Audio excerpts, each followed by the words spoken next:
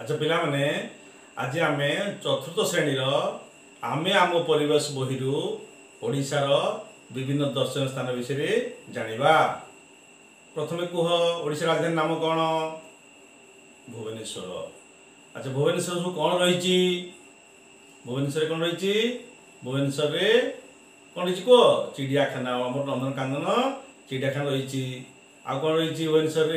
सचिवालय रही, आउ विधानसभा रही, विजु पट्टनायक आंतर्जातिक विमान बंदर रही, लिंगराज मंदिर रही, राजाराणी टेम्पल रही, राजाराणी मंदिर आउ कौन रही कह? भुवनेश्वर खंडगिरी उदयगिरी रही। ओडिशार आ गोटे सहर नाम कह? कटक। कटक कहीं प्रसिद्ध? कटक रे सब कौन रही? कटक रे उच्च न्यायालय रही, रेवेन्सा विश्वविद्यालय रही, काठजोड़ी पत्थर बंदर रही,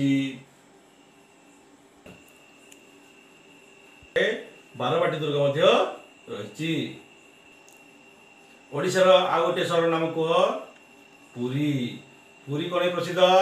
आमर आराध्य देवता जगन्नाथंकर मंदिर रही सब ये बंगोपसागर कूल रही। आ गोटे सहर नाम कह?